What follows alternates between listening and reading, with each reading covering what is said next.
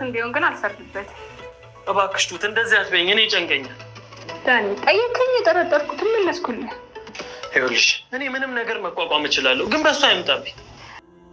እኔ ስለሌለው ጠገብሽ አይደል? ምን ላድርግ? ትጥገብ እንጂ የቤቱን ሰላም ብታዩ።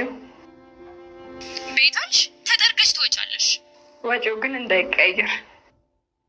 እኔ እኮ ቲና ነኝ። በሚገባ ቅሻለሁ። አሁን ለምንድን ነው የደወልሽው? ጭቅጭቅ አምሮሽ ነው? ስራ አለብኝ። ተፈቶ ችግርንም መከራንም አይቶ ነው። እና ታዲያ ሰው ብገልና በዘርፍስ? የገደልከው ሰው ከኪሱ ብታገኝ ቢበዛ 3000 ብር፣ ሌላውን ነገር አታገኘው። አንተ ግን እድሜ ልክህን ማረሚያ ቤት ትቆያለህ። እኔ እኮ መረረኝ አባዬ።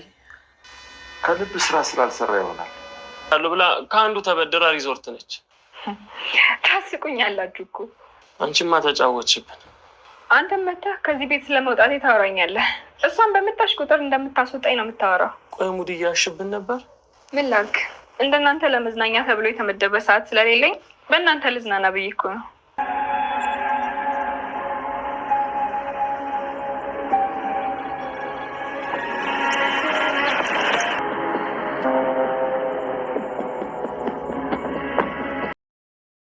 ዳንኤል በቤቱ ላይ የነበረው ተስፋ ስለተሟጠጠበት ዛሬ ላይ በዝርፊያ ወንጀል ተሰማርቷል። ሽማግሌውና ካሌብ እግራቸውን መውጣታቸውን ተከትሎ አንዳንድ እቃዎች መፈተሹን ተያይዞታል። በመጀመሪያ ካሌብ ዳንኤል አንዳንድ እቃዎች ሲፈትሽ ስለተመለከተው አባዬ ዶክሜንቱን የት ነው ያደረግከው? የቤቱን ኦሪጂናል ካርታ፣ ይህ ልጅ አንዳንድ እቃዎች ሲፈትሽ አይቼዋለሁ በማለትም ለአባቱ ይነግረዋል። አባቱ ምንም አያመጣም፣ እሱ የማይደርስበት ማንም ሊያገኘው የማይችል ቦታ አርቄ አስቀምጨዋለሁ፣ ምንም ነገር እንዳያሳስብ፣ ድሮ ሳላውቅ የተበላውት ይበቃል፣ አሁንማ ለነገሮች ሁሉ ብልጥ ሆኛለሁ በማለትም ለልጃቸው እያስረዱት ነው። ሆኖም ሽማግሌው እንቅልፍ ወስዶት ሶፋ ላይ ተቀምጧል። ቁልፉን ድንገት ይመለከተዋል። ዳንኤልም ይህንን አጋጣሚ ለመጠቀም እየሞከረ ነው። ሽማግሌውን መተኛትና ለመተኛት በደንብ ቼክ ሲያደርገው ቆይቷል። ቁልፉንም በማንሳት ወደ ጓዳም ያመራል።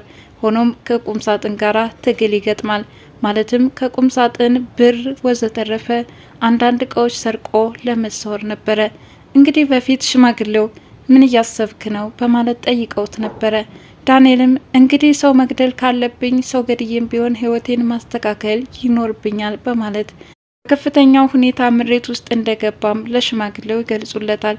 ሽማግሌውም እንግዲህ ወንድ ወጥተዋል ማለት ነው በማለትም ያሾፉበታል። ይህንን ተከትሎ ዳንኤል ቅኔ የሆነው የሽማግሌው ንግግር ግራ አጋብቶታል። ሰላም ጤና ይስጥልን ውድ ቻናሌ ቤተሰቦች እንደምናላችሁ በያላችሁበት በዓለም ዳርቻ ሰላማችሁ ይብዛ እያልኩኝ ትሁት ድራማ ክፍል 27 እንመለከታለን። በባለፈው ክፍል እንደተመለከትነው ሽማግሌውና ካሌብ ስለ ቤቱ ቲና የወሰደችው ካርታ ፎርጅድ እንደሆነ እያወሩ ነበረ። ይህኔ በእሷ ቤት እኮ ኦሪጂናሉን አገኘው ብላ በደስታ እየጨለለች ይሆናል። ነገር ግን ፌክና ኦሪጂናል መሆኑን እንኳን መለየት ተስኗታል በማለት አባትና ልጅ ጭውውታቸውን ይቀጥላሉ። በር ላይ ተለጥፎ ሲያዳምጥ የነበረው ዳንኤል ይህንን መስማት ከብዶታል። ሆኖም ወደ መጣበት ነበር የተመለሰው። ወደ ውጭ በመውጣትም ለቲና ይደውላል። ቲና ዛሬውን መምጣት አለብሽ በማለት ከባድ መርዶ ቤት ውስጥ እንደሚጠብቃትም ያስረዳታል። ምንድነው ልትነግረኝ ትችላለህ እያለችም ጠየቀችው። እንግዲህ ነይና ሁሉንም እንደሚሆን ራስሽ አስተካክለው እያለም ይጮህባታል። በዚህ ስሜታዊ ሆኖ ተናዶ ሳለም ከሚወዳት ከፍቅረኛው ጋራም ይገናኛል። ምን ነው ዳንኤል በሰላም አይደለም እንዴ? እኔ ስራ ደክሞኝ ስመጣ ካንተ ደግሞ የተዘፈዘፈ ፊት ተመለከትኩኝ። በድካሜ ውሃ መቸለስ አልፈለኩም። አሁን እጄ ወደ ቤቴ አረፍ ማለት ይኖርብኛል አለችው። ሆኖም ዳንኤል በዚህ ሁኔታ ለምን ጥለሽኝ ትሄጃለሽ? ታስፈልጊኛለሽ እኮ ይላታል። ይህማ እንደዚህ ሆኜ አብሬህ ልቆይ አልችልም፣ በቃ መሄድ ይኖርብኛል አለችው። ምን ችግር እንዳጋጠመውም ጠይቀው ነበረ። አሁን ላይ ሊነግራት አልደፈረም። በነጋው አሁንም ፊቱን እንደዘፈዘፈ ይችን ፍቅረኛውን ያገኛታል። ዛሬም እንደዛው ነው፣ ምንም የተቀየረ ነገር የለም። ዳኒ ግን በሰላም ነው? ምን ሆነ ነው እያለችም ጠየቀችው። እኔና አንቺን ህይወታችንን ይቀይራል ያልኩት ነገር ከሰረብኝ፣ ስራዬ ተስተጓጎለ፣ ብላሽ ሆነ በማለትም አቋራጭ መክፈር የፈለገው ዳኒ እዚህ ላይ ፎርሽ እንደሆነበትም ይገልጽላታል። ሆኖም ምንድነው ይህ ነገር? ፍቅረኛው ግን ያልጠበቀው ምላሽ ነበረ ያገኙ። ማለትም እሰየው እንኳንም ከሰረ እንኳንም ቀረልህ አለችው። እንዴት እንደዚህ ትይኛለሽ? እሷም የማይሆን ተስፋ ዝም ብለህ በደረቁ ከምትጓጓ ይኸው ይሻልሃል። ምናልባትም እኔ እናንተን ላይ ጠቅመን ይሆናል ይሄ ነገር ይቀረው አለችው። በጣም አስተዋይና ልበኛ ሴት ስለነበረችም ነገሮችን የምታገናዝብበት መንገድ እጅግ በጣም ግሩም ድንቅ ነው። ዳንኤል እንዲህ ከፍቅረኛው ተለይቶም ወደ ቤቱ ሲመለስ ክፉኛ መንቀዥቀዥ ይጀምራል። ሰው ሁሉ አጭበርባሪ ነው ይላል። ምን ነው ምን ገጠመ ልጄ በማለትም ይጠይቃሉ። አባዬ ቃል የገባህልኝን ገንዘብ ለምን አትሰጠኝም አለ።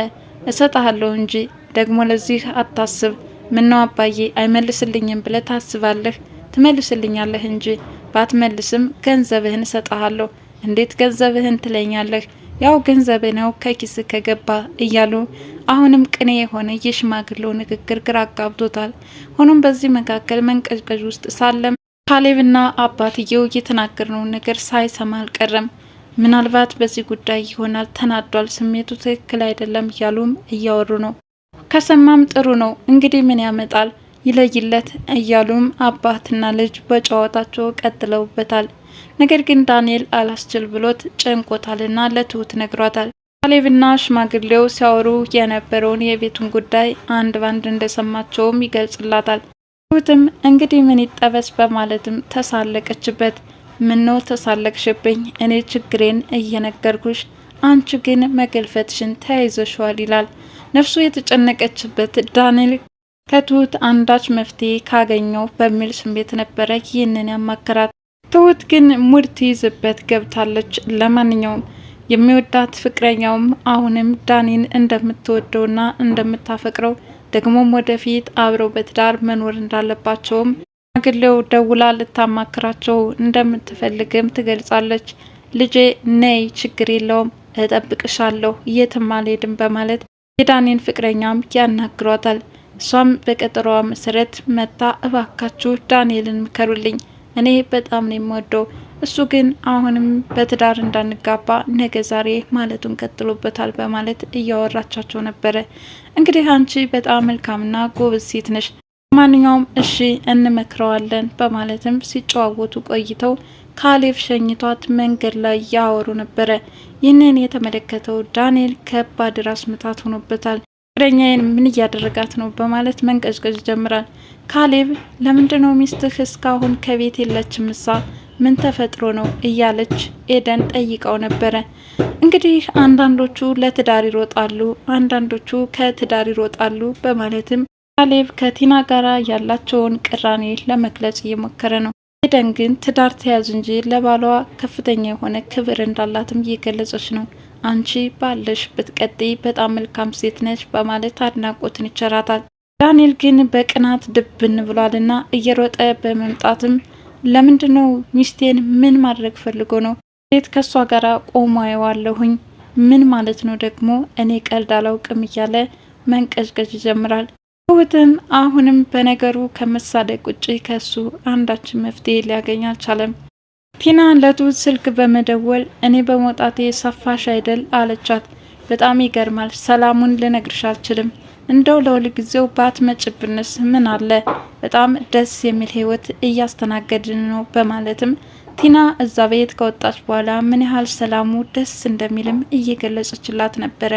በዚህ የተናደደችው ቲና ቆይ ሰራላችኋለሁ፣ እያንዳንዳችሁ ጠራርጌ አስወጣችኋለሁ በማለት ትዝታለች። እንግዲህ ቀድሞ ቤቱን ጥሎ የሚወጣው ማን እንደሆነ እናያለን። እስኪ ነገሩ በተቃራኒው እንዳይሆን ፍሪ በማለትም ብሽቅ አድርጋታለች። ማንኛውም የአሁኑ አደዋወሌ አንዳንድ ጥያቄዎች ልጠይቅሽ ነበር አለቻት። አንቺ ጋራ የማወራበት ጊዜ የለኝም ስራ ነኝ በማለት ጥርቅም አድርጋባታለች። ሆኖም የት አባትሽ ሰራውልሽ በማለት ትሁትም የልቧ እንደደረሰ እየተናገረች ነበረ። ለአባባ እጅግ በጣም እንደመረረውና አሁን መግደል ካለበትም ገድሎ ማስተካከል እንዳለበት እየተናገረ ነበረ። ሽማግሌው ይህኔ ወንድ ወጥተዋል ነበር ያሉት። ምን ማለት ነው ደግሞ አለ ዳንኤል። ከሽማግሌው ያልጠበቀው መልስ ነውና ያው እንግዲህ ሰው ከገደል እድሜ ልክህን እስር ቤት የምትበሰብስ ይሆናል፣ አንዳንድ ሰዎች ምናልባትም መስራት እየቻሉ ሳይሰሩ ዝም ብለው ከመሬት ተነስተው ያማርራሉ። የሚያማርሩበትን ነገር ወደ ኋላ መለስ ብለው አስታውሱ ቢላቸው ምላሽ የላቸውም። ለማንኛውም አንተም የገጠመህ እንደዚህ አይነት ነገር እንዳይሆን በማለትም ያው ቅኔ በሆነ ንግግራቸው ቀጥለውበታል። እንግዲህ እስር ቤት የምትገባበት ወንጀልም ቀለል ካለ በዋስ 3000 ብር ከፍዬ ላስፈታህ እችላለሁ በማለት ከተቀመጡበት ተነስተው ተውትም ሄደዋል። በሌላ በኩል ካሌብና ሽማግሌው ከሳሎን አልነበሩም። ይህንን አጋጣሚ ግን አንዳንድ እቃዎችም እየፈተሸ ነበረ። ሆኖም ዳንኤል በዚህ ሁኔታ እያለ ካሌብ ይመጣበታል። ካሌብም የዳንኤል አኳኋን በስርቆት እንደተሰማራም ገብቶት ስለነበረ ለሽማግሌው አባዬ ኦሪጂናሉን የቤቱን ካርታ የት ነው ያደረገው? ካገኘው ይሰርቀናል በማለት አንዳንድ እቃዎች ሲፈትሽ እንደተመለከተውም ይገልጽላቸዋል። ሽማግሌው የትም አያገኘው፣ እኔ አሁን ሩቅ ቦታ ነው ያስቀመጥኩት፣ ምንም ስጋት አይግባህ በማለትም ያንዳንዱ ዶክሜንታቸውን አርቀው እንዳስቀመጡም ይናገራሉ። ሆኖም አባዬ በዚህ ልክ ለካ ጠንቃቃ ነህ በማለት አባቱን ያመሰግናል። አባባም እስካሁን ሳልጠረጥር የተበላውት ይበቃል፣ አሁንማ ይኸው ተነቃቃን በማለት ነገሮችን በጥንቃቄ እያስኬዱ እንደሆነም ይገልጹለታል። በሌላ በኩል የኔና የቲና ነገር በምንድነው የምፈታው እያለ መጨናነቅ ጀምሯል። ማለትም ዳንኤል ሁኔታዎች እየተሳኩለት አይደለም። በስርቆት ቢሰማራ ይኸው ካሌብ ደርሶበታል። ቲና የያዘችው ወረቀት ፎርጅድ መሆኑ አንዳችም ሊፈይድለት አልቻለም። ብቻ በዚህ ሁኔታ ውስብስብ ችግሮች አጋጥመውት ዳንኤል እየተጨናነቀ አሁንም ትሁትን ምን ላድርግ እባክሽን እርጅኝ ማለቱን ቀጥሎበታል። ሆኖም እንግዲህ ምን አደርግሃለሁ፣ እኔ የራሴ መዝናኛ የሆነ ጊዜ የለኝም፣ በእናንተ እያየው ከመዝናናት ውጪ በማለት የማይሆን አጉል ተስፋ እየጠበቀ ጊዜውን እንደገደለም ገልጻለታል። ሽማግሌው ሳሎን ላይ እንደተኙ እንቅልፍ የወሰዳቸው መስሎ ስለታየው ቁልፉን በመውሰድም ወደ ቁም ሳጥን አምርቶ ለመፈተሽ ሲል ሽማግሌው ድንገት ወደ ክፍል ሲገባም ተገጣጥመዋል። ዳንኤልም ከባድ ብርብር ወጥቷል።